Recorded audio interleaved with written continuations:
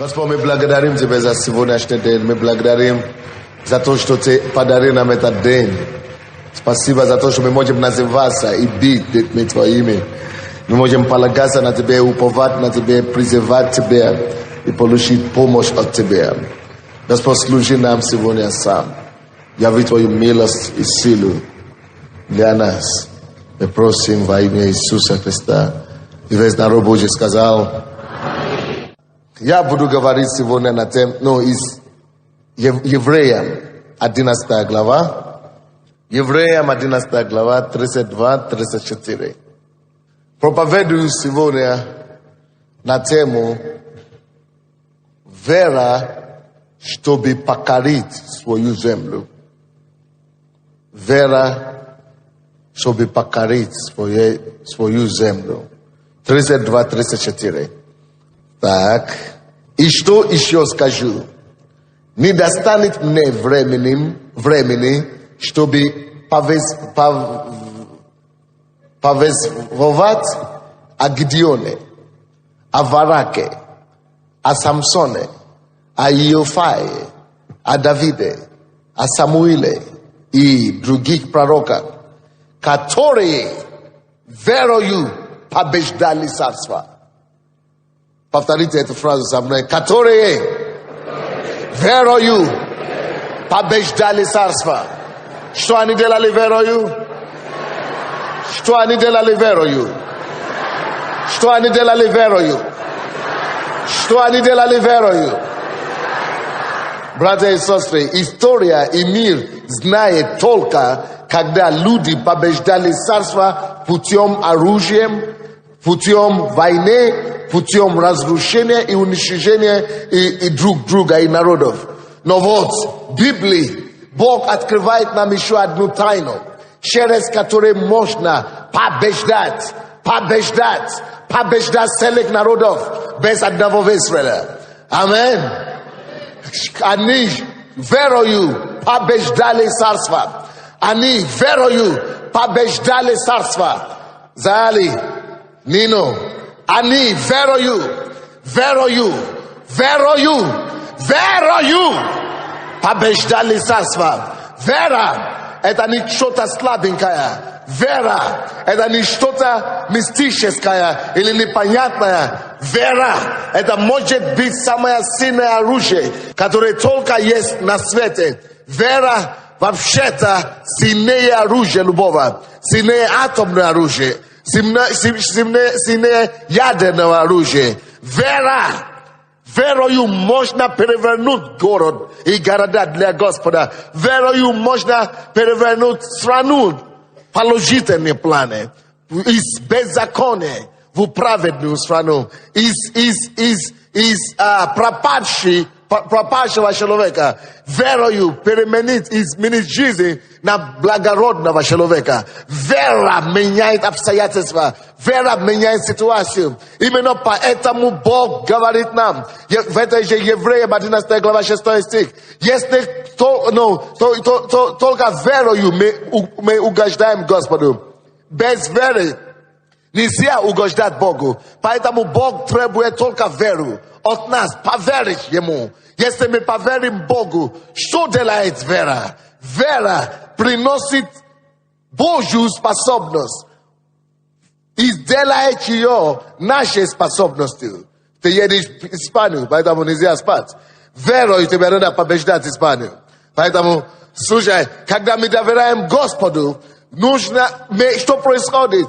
Если это вера твердая, если это вера сильная, то это наша вера позволяет Богу действовать от нашего имени, действовать от нас, как будто не мы уже говорим, как будто не мы уже выступаем, как будто сам Бог пускается с неба и начинает выступать за нас, потому что мы поверили в Него, что Он это сделает, мы доверились Ему. Если Он сказал: я такой, мы сказали: Господь, потому что Ты сказал, Ты можешь это делать. Я верю Тебе, что Ты можешь это делать. И не важно, что происходит вокруг меня, и не важно, насколько мои мысли, Моя голова мне говорит, тебя никто не воспримет, ты никто, у тебя денег нет, у тебя влияния нет, у тебя чего-то еще нет. Я не хочу знать, что у меня есть или у меня нет. Одно я знаю, что у меня есть всемогущий Бог, который все может.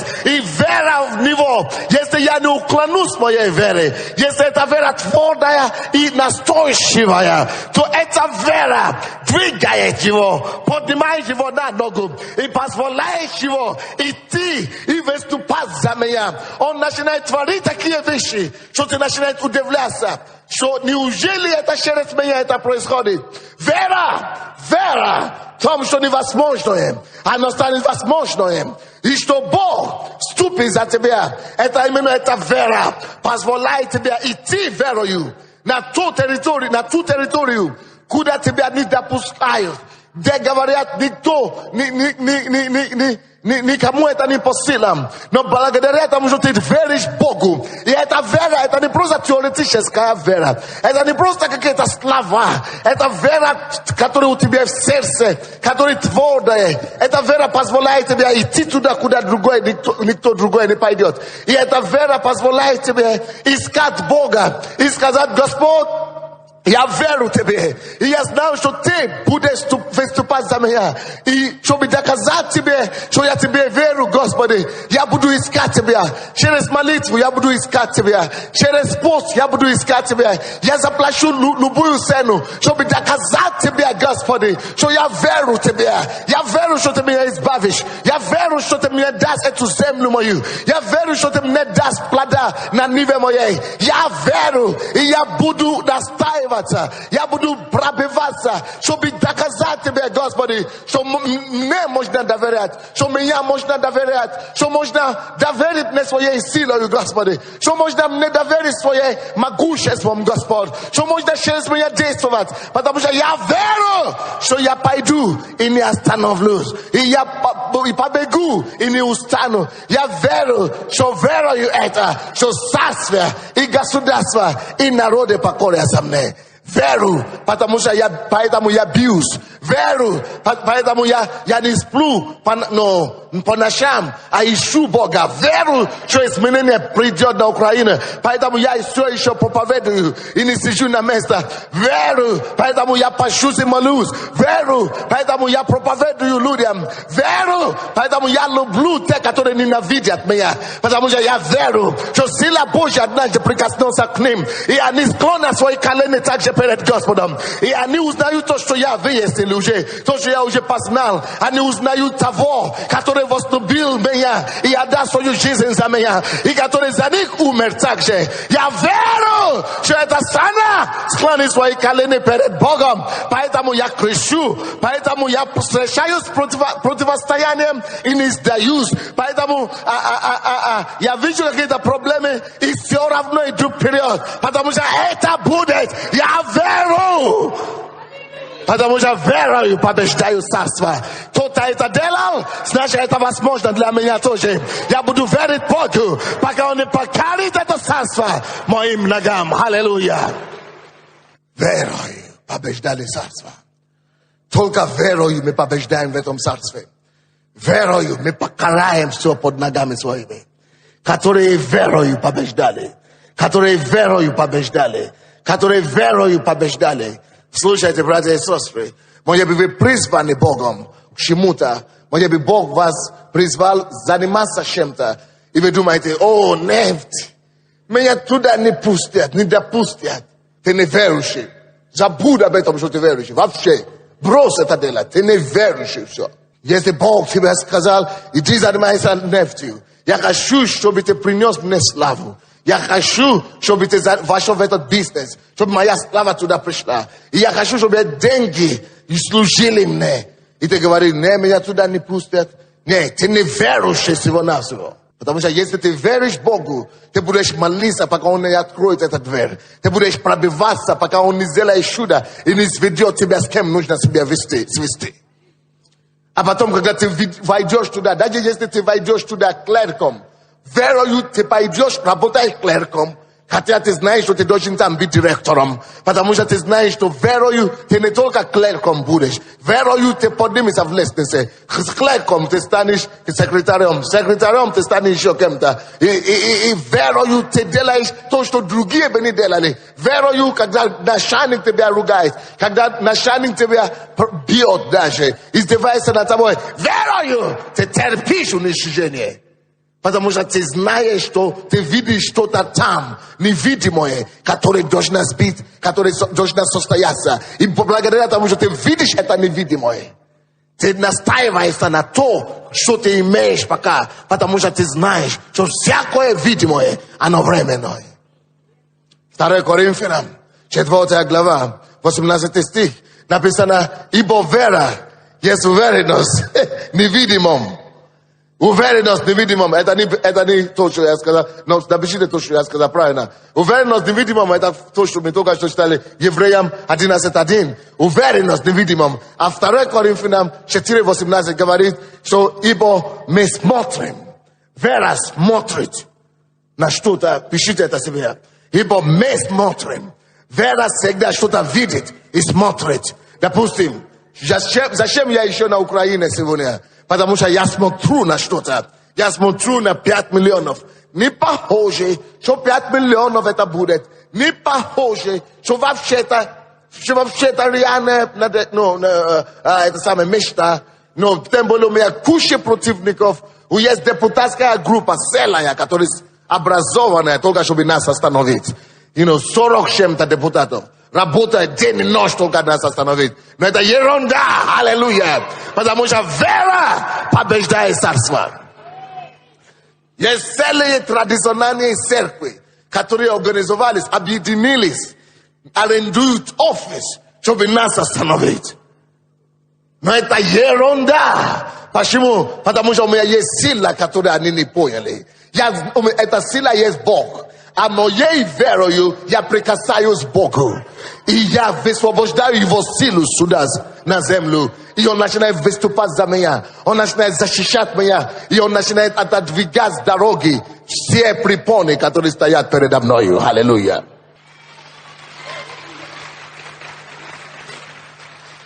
Мой обитель призван в ресторанный бизнес. Или в какой-то другой призван. И ты знаешь, что Бог тебя призывает к этому. Или металл. И ты говоришь, не могу, там стреляют. Конечно, везде плохо, везде опасно, везде что-то происходит не то. Ты говоришь, там стреляют, убивают всех конкурентов, я не хочу туда идти.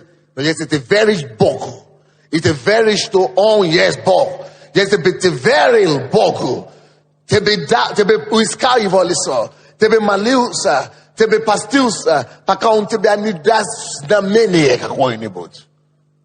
Либо слово сверхъестественное, либо связи какие-то, либо обетование какое-то. Он даст тебе какое-то знамение, что это твое. И когда ты будешь знать, что это твое, ты веришь Ему, что если Он это сказал, Он это приведет в исполнение. И ты поэтому идешь и трудишься, как сумасшедший.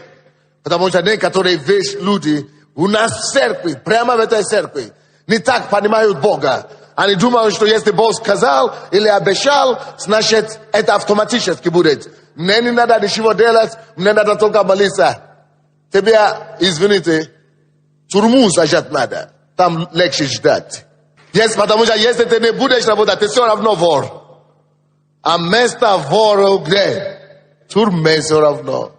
Наоборот, понимание вера другое. Если Бог сказал тебе, и ты веришь Богу, вот эта вера должна тебе дать силу, чтобы идти пробиваться. Эта вера должна тебя поднимать 5 часов утра, чтобы молиться до 7, а потом в 8 бежать на работу, потому что ты веришь, что то, что Бог тебя показал, все равно это будет. Ты веришь, эта вера тебя будет утром, эта вера тебя не дает спать, эта вера тебя дает бремя по ночам. Все другие могут спать, но ты не можешь спать, потому что у тебя есть вера, что Бог что-то хочет делать через тебя. Все остальные могут кушать, но ты не можешь кушать как хочешь. Ты хочешь поститься, потому что что ты знаешь, что Бог тебе дал веру, что что-то произойдет. И ты веришь, что это произойдет. Поэтому ты не можешь кушать. Сейчас они отдыхают, они гуляют, они что-то делают еще, но ты не можешь расслабляться. Потому что ты веришь Богу, что то, что Он сказал,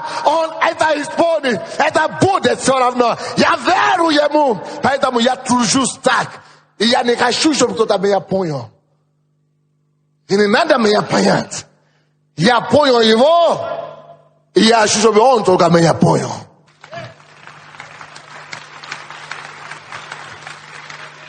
Но очень жалко, что некоторые слушают меня, или кого, нас в церкви здесь, и думают, что вот вера – это повод для бесчинства.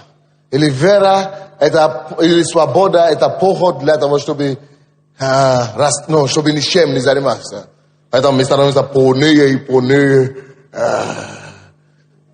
Я буду министром. Ты ничего не делаешь для этого, абсолютно. Не то, что министром не будешь. Еще кем еще и не будет. Ты не будешь ни с кем. Надо трудиться. Надо встречаться с людьми. Надо работать. Надо трудиться с Богом. Надо быть верным малым.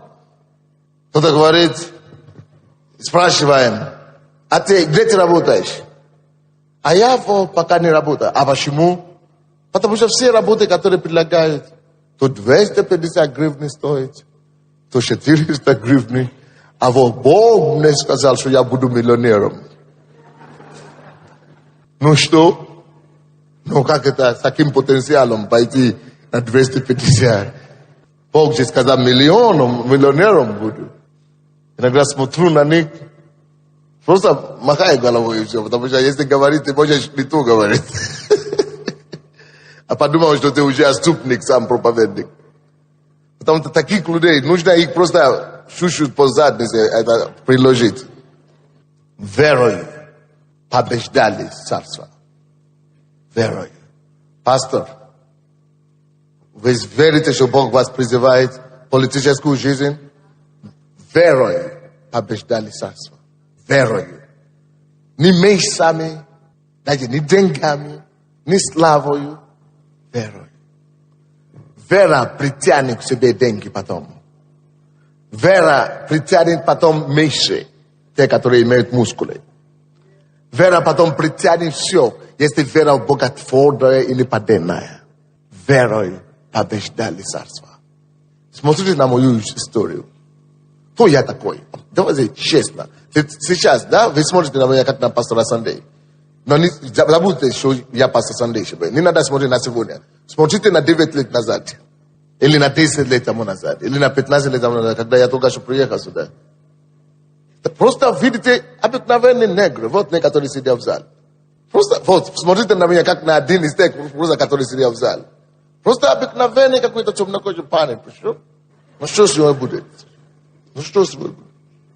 Ничего еще. Что он будет рассказывать? Ну что, какой-то не пойдет. И вы бы сами так говорили. Вот, Ирина, иди сюда. Вот, молодец. Слава Богу. Слава тебе. Бог мне помог с этой проповедью. Это сам он мне помогает. Я случайно ее заметил. Она как раз меня видела, как первые дни, с первого дня, как я сюда приехал на Украину, вот, когда Сандей еще никто, вообще абсолютно. И я пытался рассказывать, я потихонечку, я не наезжал, но я давал людям знать, кто я и так далее. Но я еще не то абсолютно.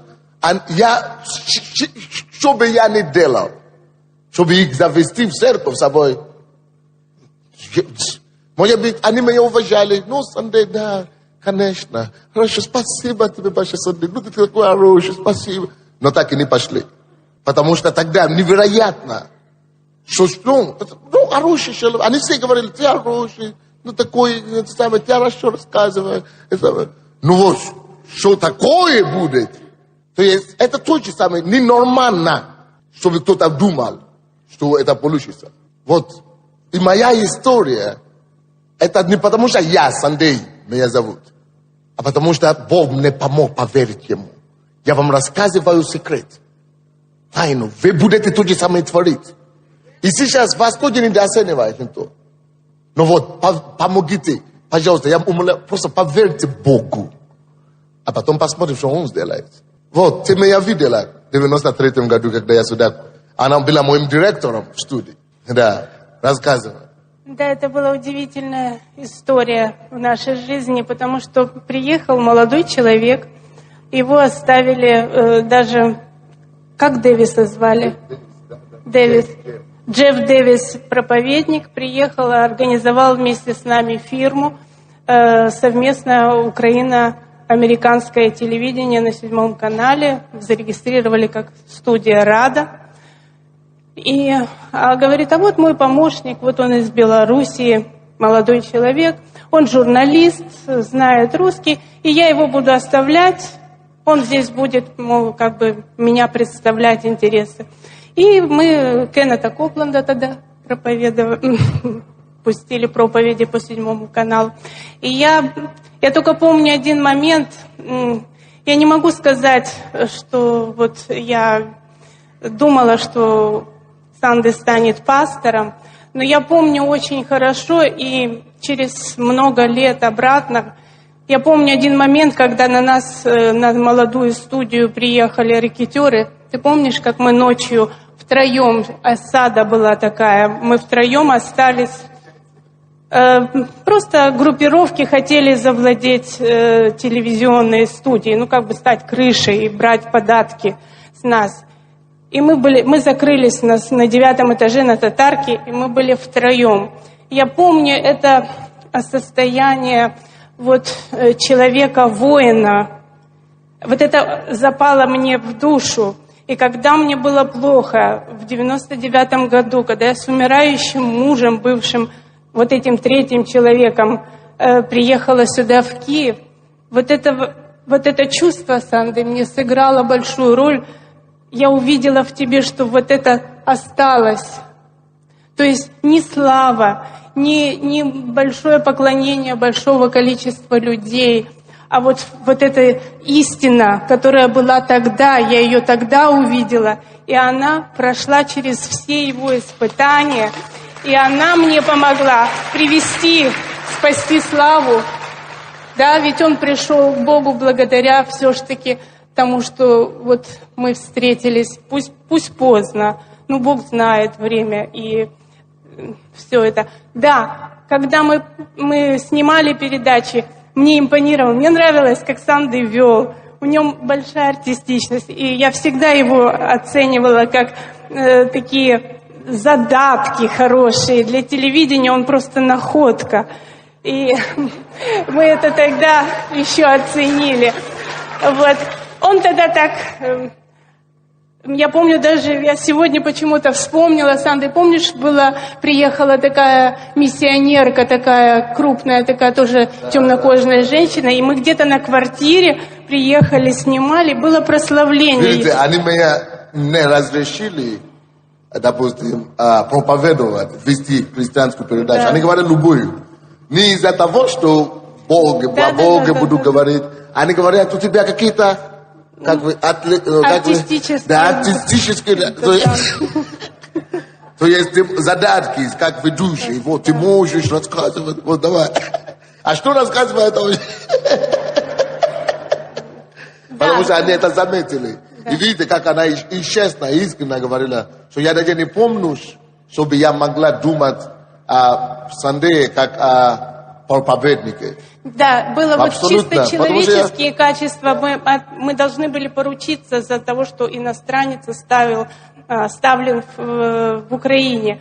И я помню, что мы с чистым сердцем дали такое поручительство, потому что вот какое-то вот человеческое такое понимание. Визу сделали. Мы были уверены. А вот то, что насчет проповедника, я очень тогда посещала Лавру, мы снимали фильм о Кашпировском, да будет вам по вере вашей, и мы снимали, и я все время в глубине души думала, нет, мне нравится Сандей, мне нравятся его человеческие качества. Ну, вот все-таки 200 христианской культуры, ну, думаю, ну что ж, вот там... зарубежная культура нам может принести. То есть это внутри где-то оно мешало. Когда я пытался ее как-то поговорить, она говорит, ну смотри, ну ты его скажи, корректно, ко мне подходит такой осторожность, чтобы, я говорю, давай пройдемся, а вот ты скажи, смотри, ну все-таки, ты знаешь, тысячелетие крестьянства. Да. Вот это вот ты знаешь, может быть, ты не знаешь историю, Сандрей, но это здесь, в Киеве. Крестилась Россия, вот отсюда пошла нам не рассказывать. Не потому, что мне было очень, вот как славянке, мне очень хотелось, я знала, что есть история очень древняя и культура, и мне хотелось, вот за народ, за наш было обидно, что и центр такой, и Киев такой благословенный, и почему из наших никто, ну почему нужно обязательно приехать с Америки и что-то говорить? Вот это, конечно, мешало, но Бог потрепал меня 5 лет с мужем, вот так об это самое, вытрепал. Потому что столько молитв шел за вас, да. Поэтому Бог уже вот таким путем уже спас. И когда я вернулась уже в тяжелом состоянии в Киев, и когда мне уже кругом в автобусе остается газетка «Сандей», там газетку приносят «Сандей», я думаю, это неспроста. Я говорю, я его знаю, я его должна найти. И я пришла, и когда я стояла, я как сейчас помню, это был день, когда из Израиля приехал пастор, и я думаю, я встану на пороге, буду ждать его. Я стою. А в церковь не входит, да? Да, я заходила, ну, знаете, как вот ощущение, что я предаю что-то такое. Ну, было, я не лукавлю, так и говорю, как есть. Но горе, в общем-то, привело. Я шла к нему как к личности. Он чего-то добился, он, значит, чего-то знает. И для меня было очень важно, как он меня увидит. И когда он увидел меня, и он остановился и говорит, Ира. Я говорю, да, а я уже не Ира, я бабушка Ира уже от жизни, такая вся из себя. Изменилась, да. Да, и он меня берет за руку, и вот он меня посадил на это место, я это помню, сидит сзади, он чувствует спиной, что что-то происходит, и поворачивается, говорит, все будет хорошо, все будет хорошо. Люди добрые, еще кто-то, какая-то женщина повернулась ко мне и сказала, все будет хорошо. Вот это тот момент, это то, ради чего вот это собрание все, ради вот того, что в чьем-то сердце всегда есть для кого-то доброе слово, Дух проговорит. Это тот момент, когда кто-то сейчас в зале очень нуждается, и это побудило, и я вцепилась за вот эту ниточку, которую протянули мне, и я очень благодарна. Спасибо.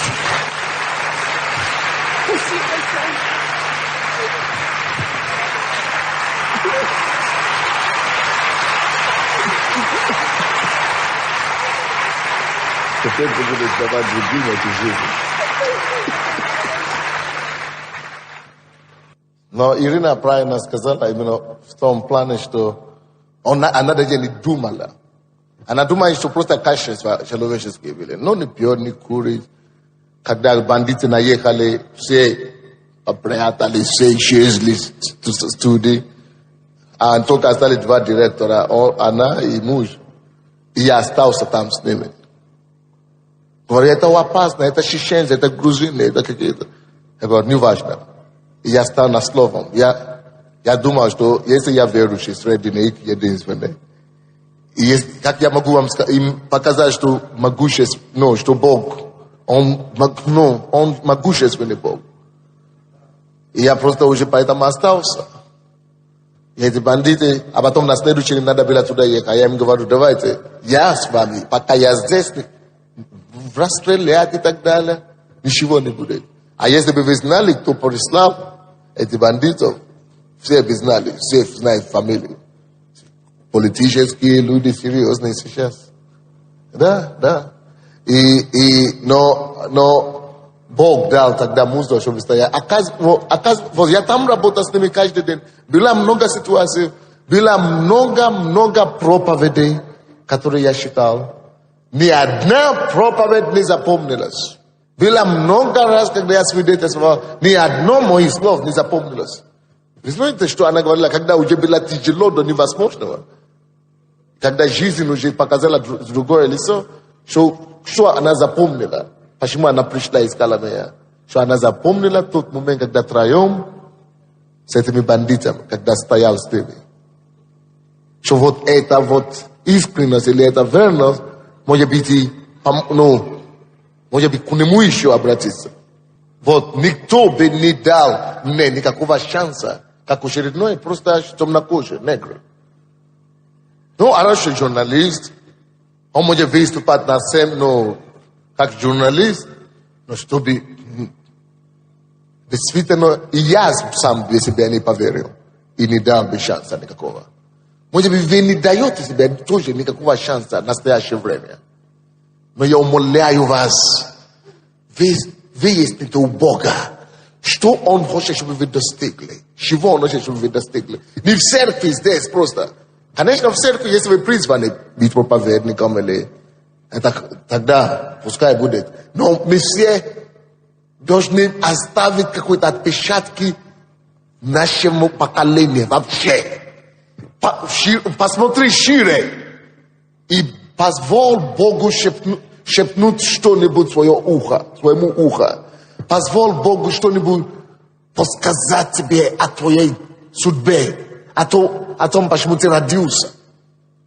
Позволь Ему положить откровение в твое сердце, почему ты был призванный.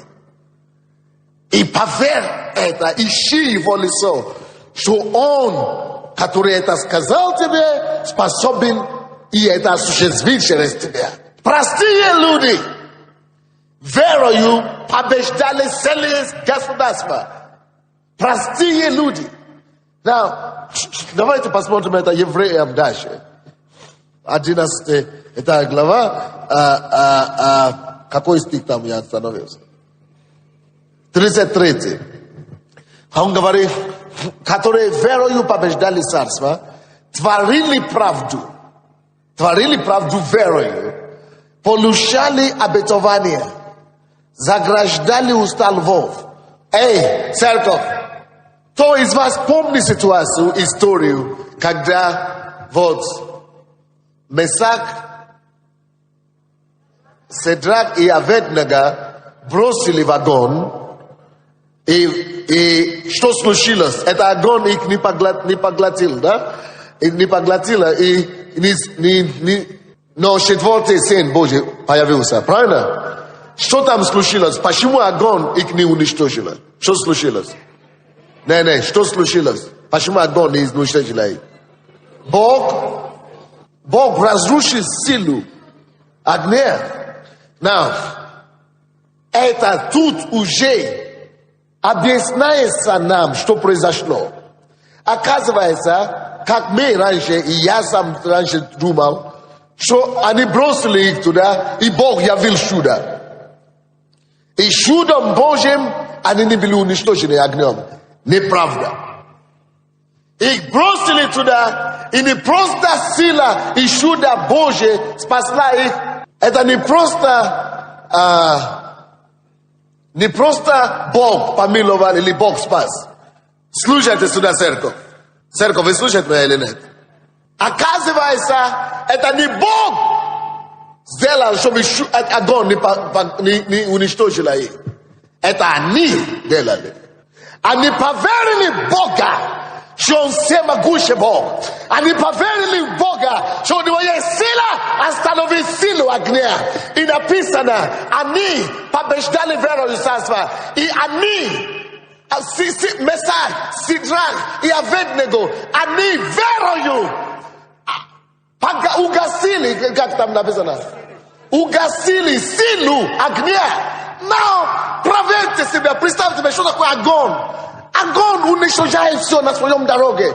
И это огонь, они кипели его 4 раза бензином. Больше, чтобы она была очень сильной мощи. И бросали туда верующих людей. Но они были не просто верующими на словах. Они были верующими на самом деле. Братья и сестры, как хотелось бы, чтобы верующие верующие на самом деле стали на Украине, которые могут, рискуя свою жизнь, довериться Богу. Что если даже нас бросят туда, Бог наш способен избавить нас. И это и верою написано, они погасили веру, их вера погасила. Не просто Бог, да, это Бог явил чудо, но их вера сдвинула руку Божию.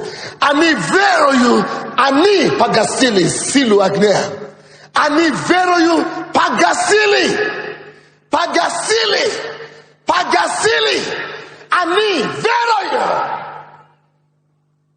Они верою угасили силу огня. Огонь потерял силу зажрать, уничтожить, горит. Они были в огне, но не сгорели. Их вера вытащила Иисуса Христа из престола с неба, что он вынужден пуститься на землю и стать четвертым человеком среди этого огня. Алло, мы с вами знаем, когда бросали Даниила в ров, львиный ров. Что случилось в этом львином рову? Львы окружали его, но не могли его укусить. То есть их зуб, пасты и шелест, что-то случилось. Что случилось? Написано, что они верою в Бога заграждали уста львов. Верою мы можем заграждать уста львов. Что происходило? Как это делается? Поверьте мне, вера в Бога может остановить смерть. Вера в Бога может остановить бурю. Вера в Бога может остановить потоп. Если ты станешь верою в живого Бога, который все может, которому нет ничего невозможного. И если ты скажешь: Господи, я верю в Тебя, мешайся. Даже если становится хуже и хуже, ты говоришь ему: я верю в Тебя. И если Бог увидит твое сердце, что это не просто ты обманываешь себя, потому что Бога не обманешь. Он видит душу, он видит сердце. Если он видит, что это вера искренняя от твоего сердца, твоя вера вытащит Бога с места. И он будет вмешаться в эту ситуацию. И он остановит разрушение. Он остановит смерть, если надо. Если найдется человек, который сможет довериться ему. Поэтому Бог и говорит, верою вашей вы угождаете меня. Вы хотите делать Богу приятно? Вы хотите, чтобы Богу было хорошо? Доверьтесь Ему во всех своих вопросах. Доверяйтесь Ему, что там, где нету прорыва, там, где нету дороги, станьте на этом Слове Божьем, что я верю, Боже, Тебе. Я не смотрю на бандитов, я не смотрю на налоги и налоговиков, которые наезжают на меня. Я не смотрю на милиции, я смотрю на Тебя, Боже. Ты меня избавишь, потому что Ты избавил Моисея, Ты избавил кто есть детей Израиловой Библии, Ты избавил из Израиля, Ты сделал чудо. Я верю. И если Бог увидит твою веру, что она настоящая и истинная, верою все становится возможным для тебя. И Библия говорит: без веры угодить Богу невозможно. Когда мы доверяем Ему, Он радуется, что Он Папа, что мы Его доверяем.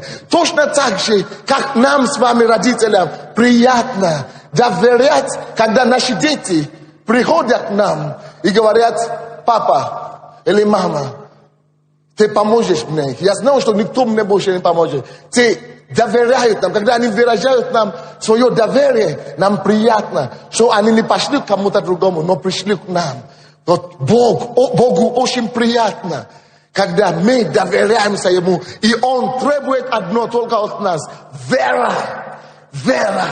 А вера наша укрепится побольше того, как мы будем общаться с Богом, мы будем общаться с Его Словом, мы будем молиться, и мы будем с Ним дружить, и наша вера будет увеличиваться. Братья и сестры, верою Святые Божие побеждали царство. Верою, не оружием, не физическим, не химическим оружием, не ядерным оружием. Написано, они побеждали царство, переворачивали города сверху ногами. Верою. Потому что если Бог увидит твою веру, Он даст тебе все остальное, что тебе не хватает. Если ты был призван Богом начинать бизнес или церковь, и ты знаешь, что это твое, Бог это тебе сказал, единственное, что нужно Богу, чтобы начинать двигаться вместе тебя и вместе с тобой, это чтобы ты ему показал, что Господи, я верую в тебя. Если у вас какая-то болезнь сегодня, неизлечимая или тяжелая, которые люди все говорят невозможно, ничего не поможет. Если ты можешь довериться ему и высказать твое доверие ему, что Господи, я верую в тебя, Бог тебя спасет. Слушайте эту историю. Один брат, он был должником. И он уверовал, он был бандитом вообще-то. А потом уверовал в Бога. И когда он не мог оплатить эти деньги, потому что Бог не хотел воровать, не хотел грабить, чтобы покрывать свои долги. И эти должники начали наезжать на него. А то есть просто сказал, я буду делать все, я буду работать, но я не могу больше воровать. Они его посылали идти выполнять задачи, которые он выполнял раньше. Он говорит, я не могу, я уже верующий. И они приехали, избили его. И сказали, завтра, чтобы у тебя были эти деньги. И он пошел к пастору и говорит, пастор, я не знаю, я уже не могу воровать, что мне делать? Мы молились с ним и говорили, слушай, ты верь Богу и скажи им, что ты пойдешь работать, чтобы они тебе дали время. Это был тот период, когда вывозили людей в лес. И они его били опять, а потом его взяли и вывезли его в лес. И начали его там бить 6 человек. Дубинки, это бейсбольный бит. Бейсбольный, это, вы знаете, да? Бетон или как это, битин, да. И они начали его бить. И он вспомнил местописание от Господа. Вы знаете, когда уже перед смертью, уже не надо еле-еле верить, просто как-то. Он уже конкретно цеплялся за эти слова Божьи, потому что написано, ни одно оружие, сделанное против тебя, Исайя 54, не устоит. Ни одно оружие, либо это пистолеты, или это битин, или это что угодно, ни одно оружие.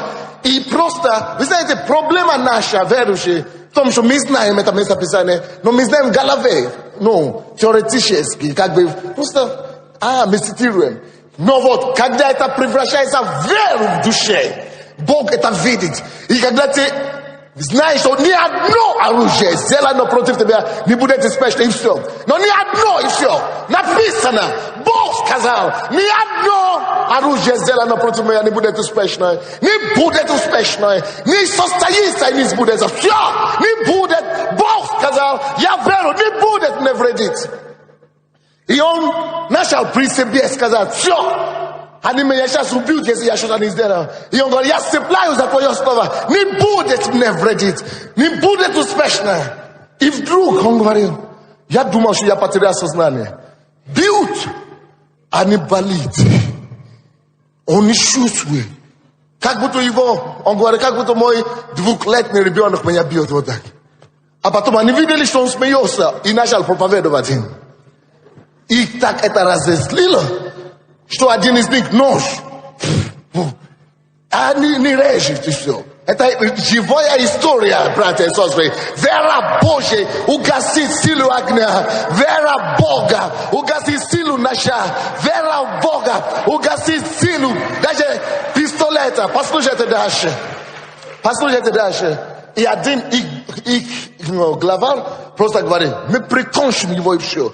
И вытащил револьвер. И просто рассели на него. Пам. 6 раз. И 6 раз начали говорить, кон. А потом вода пошла. Пистолета. Бросили пистолет и все. И все убежали. А он поднял руку и благодарил Господа. Есть Бог наш жив. Жив Господь. Жив Господь. Жив Господь. И Бог посчитает веру. Бог посчитает веру. Бог посчитает веру. Бог посчитает веру. Бог посчитает веру. Бог посчитает веру. Если ты только можешь веровать, все возможно верующему. Если только можешь веровать. Если только можешь веровать.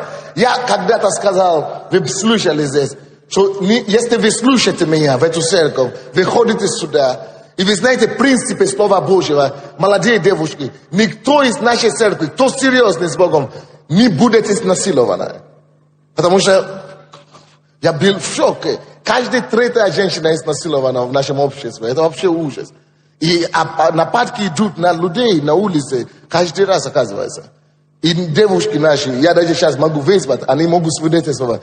И девушки выходят и свидетельствуют. Когда атака приходит на них, и сначала страх, а потом они вспоминают, что я же дочка Божия, я же дитё Божие. И они встают в свое место. Когда Бог видит их веру, эти ребята либо убегают, либо дружат с ними, либо их приводят в церковь. И в таком случае тоже один наш брат, его начали бить. И он вспомнил эту историю, которую мы рассказали о пистолете. И он говорит, почему Бог это не может делать? А его били палками и так далее. И он говорил этому человеку, не бей меня больше, потому что Бог будет за меня ступать. Какой Бог? Заткни рот, какой Бог? И он говорит, Господь, я верю тебе, сделай что-нибудь. Знаешь, что случилось? Когда этот парень поднял эту палку, чтобы его бить, его рука осталась там наверху. Он говорит, он не мог. 20 минут. А потом он встал на колени вот так. И говорит, слушай, опусти мою руку, что ты делал?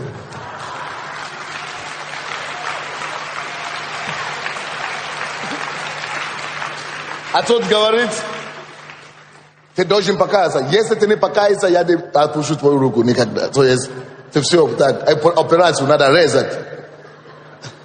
Короче, все они покаялись и стали братьями в Боге, верующими. Верою побеждали царство.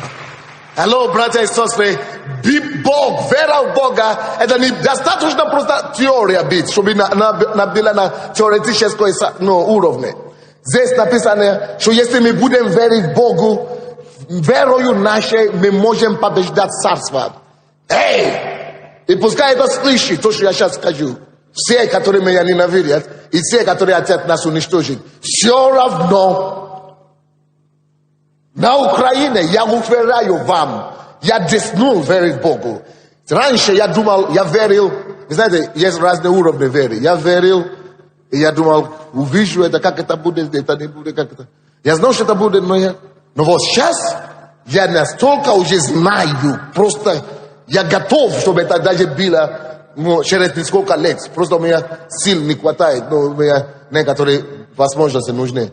И я знаю, что все равно, даже если я уеду с Украины, все равно то, что 5 миллионов человек по Украине все, не только по Киеву, будет в этой церкви, вот, это просто сделано, это уже просто совершенный факт, потому что это будет. Верою побеждали царство побеждали. Не Наполеонами, не оружиями, не войсками побеждали царство, не оружиями побеждали царство. Вот есть другой род народов Божьих, есть другой вид людей, есть другой тип людей, которые побеждают царство не оружиями, не войсками. Есть род, который Бог поднимает, те, которые знают Бога, которые подружились с Ним, которые ходят с Ним, и они доверяют Его настолько, что Бог вступает за них, что Бог начинает двигаться, когда они двигаются, и Бог начинает говорить, когда они говорят, и Бог начинает подтверждать их слова так, что то, что они захотят, даже их малейшее желание, Бог начинает это исполнять, потому что они доверили Ему. И Бог, Он не отвергает веру. Бог Бог не отвергает веру. Если Бог видит веру, Он реагирует. Братья и сестры, если ты сможешь веровать, твой рак исчезнет. Опухоль это исчезнет. Если ты можешь довериться Богу, Он придет со своей невидимой ножой, и Он сделает эту операцию, и эта опухоль исчезнет. Тысячи таких случаев в этой церкви. Если ты доверишься Богу, Он увидит, что ты веруешь в Него. Он не подводит те, которые веруют в Него. Он придет, Он спасет твоего сына, Он спасет твою дочку, Он вмешается в твои обстоятельства. Если ты доверишься Богу, ты станешь этим депутатом или миллионером. Ты станешь, потому что вера это потом будет двигать тебя. Вера, что ты веришь Богу, она тебя будет пробуждать по утрам.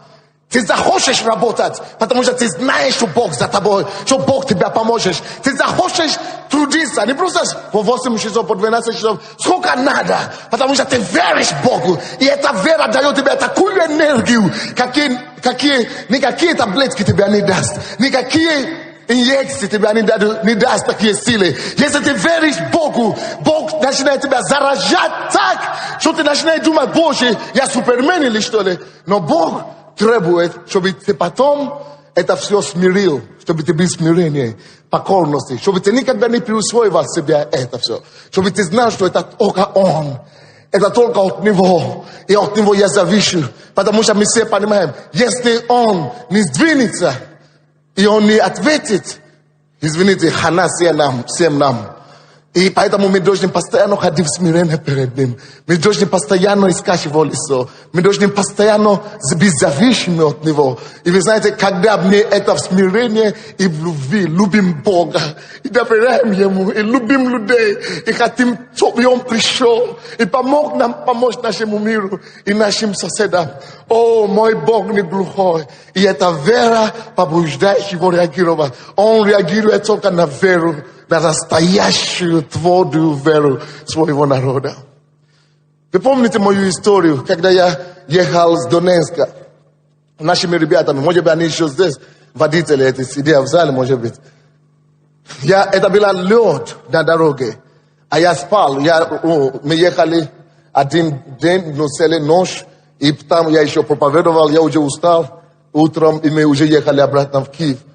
И, водители, а я спал, я не знал, сколько они, лед, гололед везде. Я не знал, сколько километров в час они, какой скорость у них была. Но вдруг я начал слышать такие истерические крики, которые я в жизни никогда не слышал. Такие крики во сне. Такие вещи. И я, конечно, проснулся. Но вы знаете, мы же все верующие были.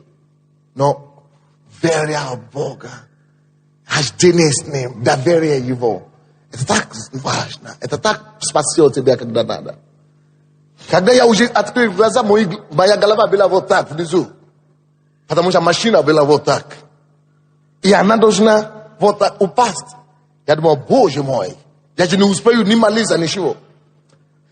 Но мысли так быстро работают в это время. И я говорю, что делать? Но мысли просто изнутри меня, вся моя, не просто моя голова, или мой рот, или мой язык, но вся моя клетка, все мои клетковые системы просто закрикнула: Иисус! Я так крикнул. И я ожидал, что у меня такая вера была, что я думал, что эта машина останется в воздухе. Вот настолько верю. Честно вам говорю. Потому что я верю Его, я Его знаю, братья и сестры. И мы все можем так Его хорошо знать. Я доверяю Его настолько, я знаю, Он все равно что-то сделает. Может быть, не так, как я думаю, но Он все равно что-то сделает. А я вижу, идет вниз, не остановился. Я говорю, Боже, я даже Боже не успел сказать, но внутри, Иисус второй раз. Вот на этот раз я просто, что-то будет. Вы знаете, вместо того, чтобы оно на крышу упало, оно начало вот так, Кувейт уже с дороги, уже в Кувейт, но внутри, потому что вверх пошла, а потом Кувейт идет. И в процессе, когда она идет, чтобы, перевернулся один раз, может быть, второй, я не помню уже сколько было. Но, когда я уже крикнул второй, Иисус, вот сзади машина, которая должна была, она вдруг ударила столб. Потому что она должна вот так упасть, и она ударилась вот так, и вернула, и когда уже упала в кювет, она была на 4 ноги. На колеса. На колеса. Я смотрю вокруг, мои водители, они в шоке были.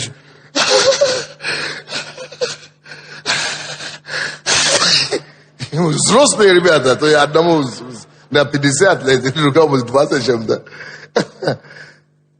Но вот, благодаря тому, и люди проезжали, как вы оказались туда? А кто-нибудь Донецкий трасса знает, это далеко туда, но в глубину. Еле-еле мы нашли машины, чтобы нас вытаскать оттуда. Но вот, повреждения никакой, даже стекло никакое не разбилось. То есть вера в Бога. Вера в Бога. Как иметь такую веру? Очень просто, друзья. Во-первых, когда вы читаете Библию, не просто читайте как и литературу или информацию, читайте как общение с Богом. Просто как будто вы разговариваете. Через другие примеры, через плохие примеры вы знаете, значит Бог мне говорит, чтобы так не поступать. Через примеры, через историю, вы знаете, что Бог вам говорит. Но Новый Завет, когда Иисус что-то говорит, вы видите, что это Он мне говорит. Размышляйте об этом. Как будто вы общаетесь с Богом, с Отцом, через Его Слово. Это самое сильное. Это общение у вас. Диалог у вас идет. Но через общение ты начинаешь доверять Ему. Это то же самое, как в семье. Когда нет общения между мною, нормальное общение между мной и своей супругой, мне что-то не хватает. Я начинаю, то есть, мне что-то не хватает, я начинаю переживать, что что-то не то, или то есть, я не могу все, то есть, короче, ненормально, плохо становится. И когда нет общения, нет доверия. Когда нет интенсивного общения, нет интенсивного доверия. Поэтому то же самое с Богом. Когда общение, тем больше общения у нас есть с Ним, тем больше вера у нас к Нему будет. И у Него к нам будет. Это во-первых. Во-вторых, когда мы молимся, через молитву, сколько времени мы проводим с Ним, один на один.